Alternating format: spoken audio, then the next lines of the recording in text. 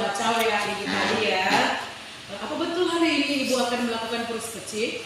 Iya, betul sekali Bu. Rencananya hari ini saya mau melakukan proses coaching terhadap Ibu Hadisa Bu. Oh iya, apa Ibu sudah siap? Insya Allah sudah siap Bu. Tapi apa Ibu sudah memahami kan ini yang Ibu akan lakukan proses coaching apa ya Bu? Alur apa yang akan Ibu lakukan ini? Alur tirta Bu. Oke, apa Ibu sudah memahami proses coaching dengan alur tirta ini Bu?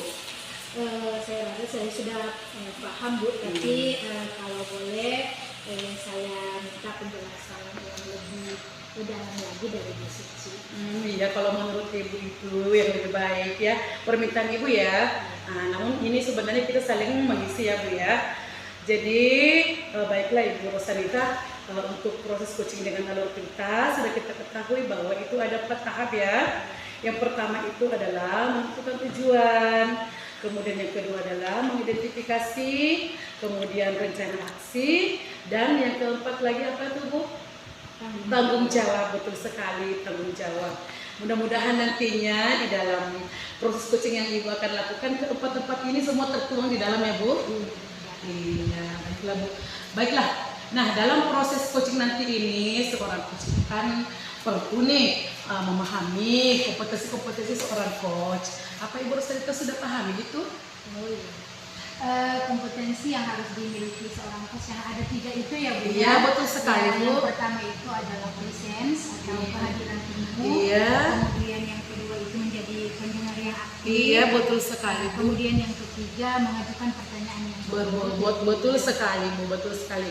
Nah dari ketiga kompetensi ini Bu, kira-kira yang mana nih kompetensi yang akan dikembangkan dalam proses coaching kali ini? Rencananya untuk proses coaching kali ini saya ingin mengembangkan kompetensi tentang mengajukan pertanyaan yang berbobot. Oh iya, bagus sekali, bagus Bu. Nah, mengajukan pertanyaan yang berbobot ya Bu. Iya. Nah, kira-kira yang lebih yang spesifik yang ini ya, yang mengajukan pertanyaan berbobot ini ya Bu. Oke, Ibu sudah memahami itu kan? Ya.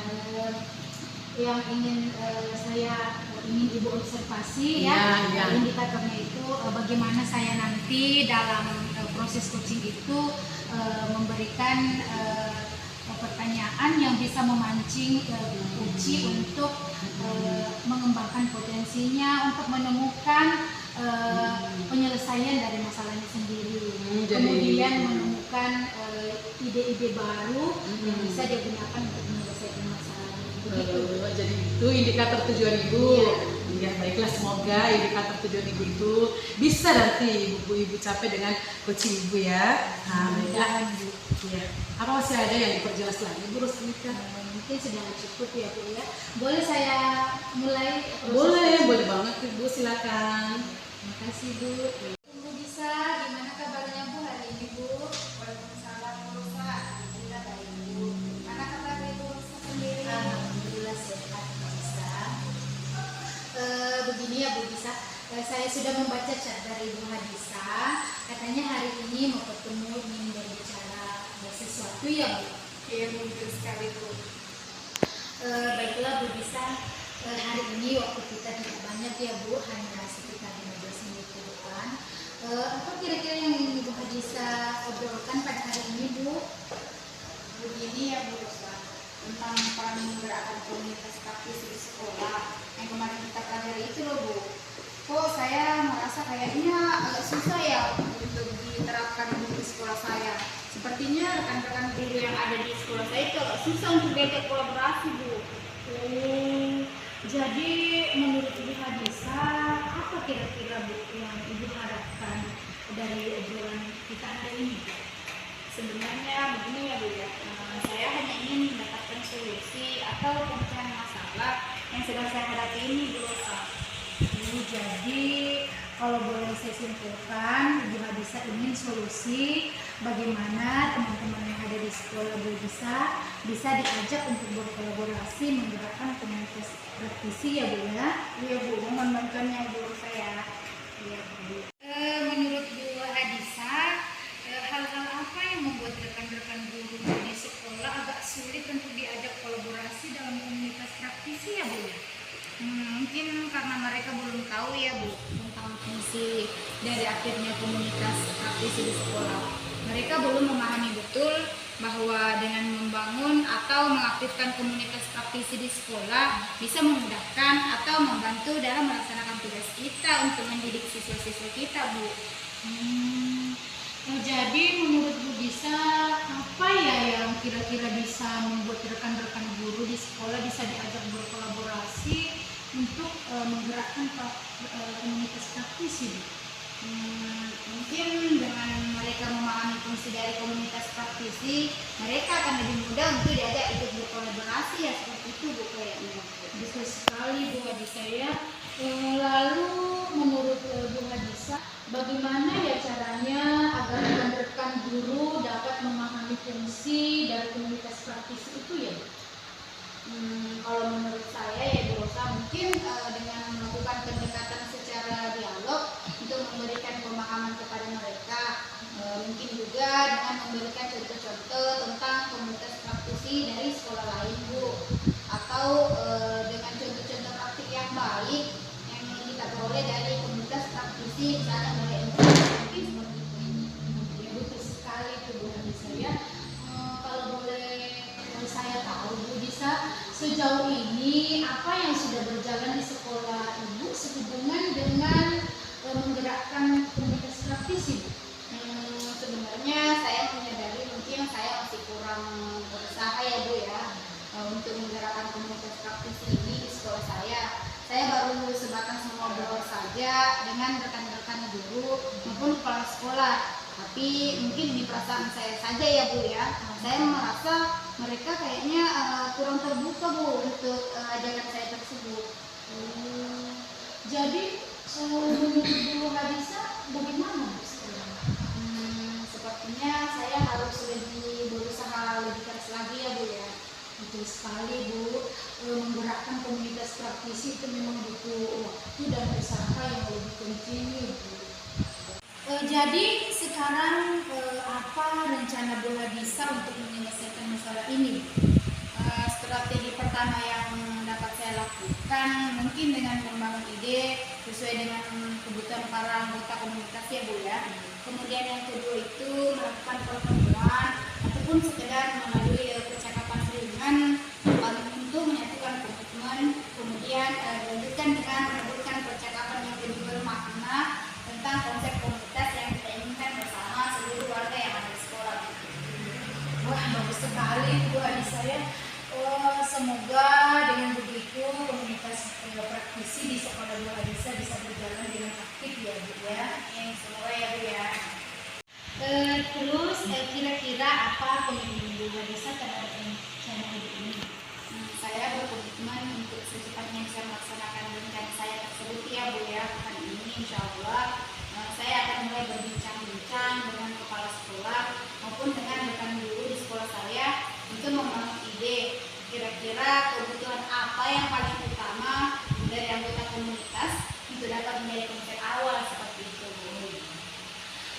Kira-kira Ibu Hadisa butuh bantuan siapa dulu nih Bu untuk menjalankan rencana Ibu ini?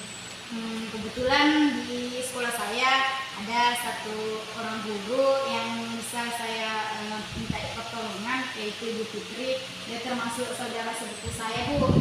Jadi saya akan meminta bantuan Ibu Fitri ini untuk bisa bekerja sama dengan saya melakukan pendekatan dengan rekan-rekan guru yang lain Bu. Oh ya, bagus. Bagus sekali Bu Hadisa.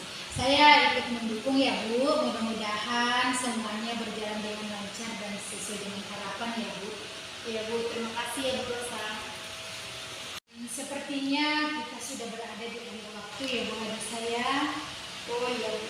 Kalau begitu saya ucapkan terima kasih banyak ya Bu Rosa untuk waktunya sharing hari ini.